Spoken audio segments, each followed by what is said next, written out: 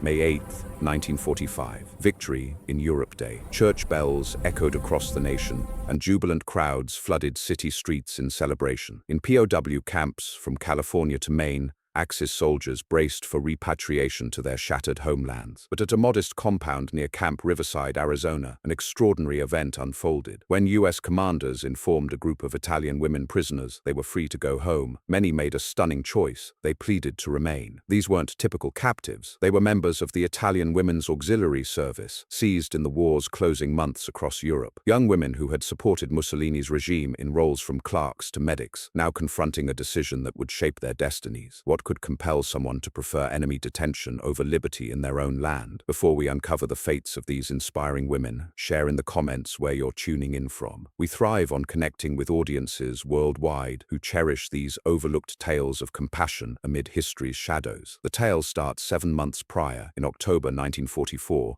with the arrival of the initial cohort of Italian women prisoners at the improvised site. Unlike larger male camps, this compact facility held just over 50 women, aged 19 to 38, captured in Italy and North Africa during Allied advances. They had worked as typists, signalers, and aides for the Italian forces. Captain Laura Bennett, a rare female overseer at the camp, recalled her initial meeting with the arrivals. The women disembarked the truck with a blend of defiance and unease, clad in faded blue auxiliary uniforms, some still pinned with emblems they once bore proudly. Among them was 25-year-old Sofia Rossi, a former signals operator from Rome. She had enlisted in the Women's Auxiliary in 1942, convinced she was protecting her nation's sovereignty. Now in an American internment camp, she gripped a worn fabric journal, her soul linked to her former world. The early days were strained. The Italian women isolated themselves, murmuring in Italian during chow times. They adhered to routines robotically, their expressions etched with stoic resolve. Captain Bennett observed how they upheld disciplined posture, outshining some of her own troops. But as fall faded into winter, subtle shifts emerged. It began with quiet acts from the American personnel. Private Tom Riley, a ranch hand from Texas, spotted one prisoner, a petite brunette named Lena Moretti, battling a nagging cold. Unprompted, he slipped her an extra wool scarf and a mug of herbal broth from his mother's recipe. Lena stared in astonishment, her hazel eyes mirroring bewilderment at this unlooked-for gesture. Propaganda had branded American troops as brutal foes. Yet here was this youth, not much older than her cousin, expressing care for her health. She took the broth with a soft grazie, and her stiff demeanor eased for the first time since capture. Tales of such gestures circulated the compound. Sergeant Maria Lopez, whose family had fled Spain, knew the sting of being labeled outsiders. She started informal Italian lessons for interested captives, using sketches and mimics when language faltered. Sophia was pulled into these sessions. She had picked up some English in school and found a knack for tongues. Crucially, she began glimpsing in the Americans' expressions what clashed with all she'd been fed about them. Curiosity over contempt, compassion over harshness. Christmas 1944 sparked the breakthrough. Captain Bennett pondered the holiday's handling, aware of the prisoners' likely homesickness and melancholy. She permitted humble festivities, letting them craft ornaments from scraps. What ensued astounded all. Sophia timidly asked Captain Bennett, in her accented English, "Captain, may we sing for you Italian carols, but also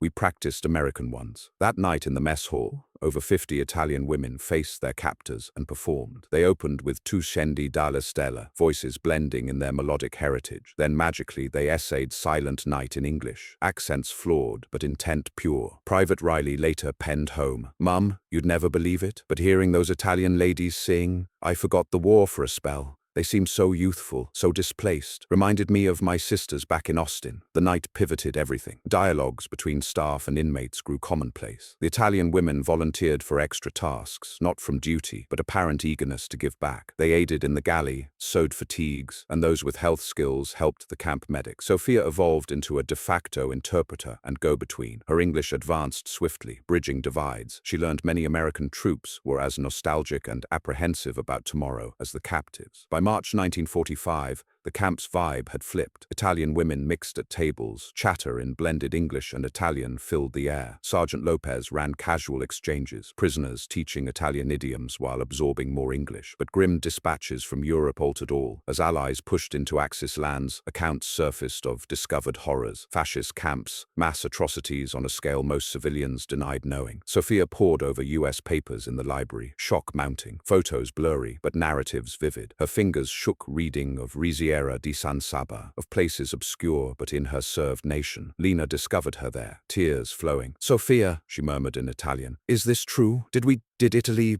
truly do this?" Women clustered around the papers, faces mirroring horror and denial. These weren't die-hard fascists, but youths in support roles, thinking they defended home, now facing they might have aided profound evil. Captain Bennett observed from afar as the Italians wrestled this truth. She'd seen similar dismay in captives before, but never such raw grief shattering their self-view. That evening, Sophia journaled. "What Italy awaits us? What Italy did we serve? I thought I knew myself, my convictions. Now nothing is certain." Spring 1945 heralded Europe's victory, but deep ambiguity for the Arizona prisoners. Mail repatriations commenced nationwide. The women's fate lingered in limbo as DC deliberated. They grappled what to return to. Europe reports depicted ruin, towns razed, kin lost or gone. Their old world vanished. Many hadn't heard from family in ages, unsure who survived. Yet camp life had morphed unexpectedly. Captivity turned communal. Staff viewed them not as foes, but wars displaced. Sophia corresponded with the Ramirez family, locals visiting via a synagogue program. Mrs. Ramirez, a librarian, admired Sophia's wit and English grasp, touched by her regret over regime revelations. "You're not accountable for unknowns," Mrs. Ramirez said once. "It's what you do now that counts." American mercy was one matter. Return meant scorn as defeated, tainted by captors. Worse,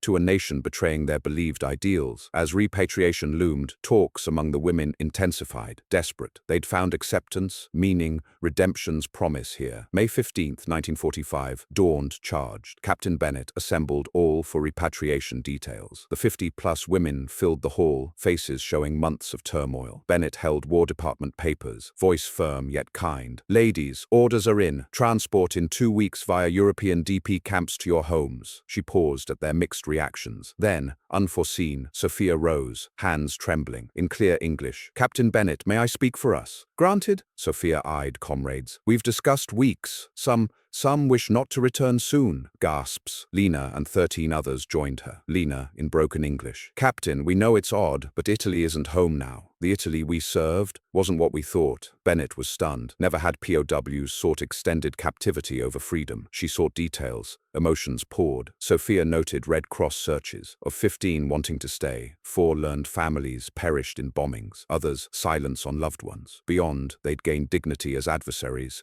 Kindness over expected brutality, growth chances. "Here," Sophia said, "we learned humane treatment, even as enemies, saw compassion where cruelty was promised, got to contribute, improve beyond arrival, legally complex, Geneva mandated return, not US stays." But their plea struck deeper. Private Riley told Bennett post-meeting, "Ma'am, these ladies aren't foes anymore, just folks in over their heads. Forcing them to nothingness feels off." Bennett wired DC urgently. Awaited reply bred limbo. Stayers doubled efforts, proving value. Life turned dreamlike. Women immersed in roles with zeal. Sophia vital as translator, cultural liaison, settling spats, admin help, teaching Italian to staff. Her journal showed self-discovery. Lena shone with medic Dr. Alan Ford, her precision and warmth ideal. Ford advocated, "She's a natural healer, wasting that'd be criminal." Others, Carla Bianchi streamlined records. Elena Conti mastered fixes for appliances, trucks. Each essential, yet controversy brewed. Leaks to towns sparked mixed press. Editorials decrying fascist perks amid Pacific fights. Church letters praising change, remorse. Mrs. Ramirez rallied locals. These women evolved. They've shown redemption when offered grace. Story hit nationals. Italian captives reject freedom to POWs find hope.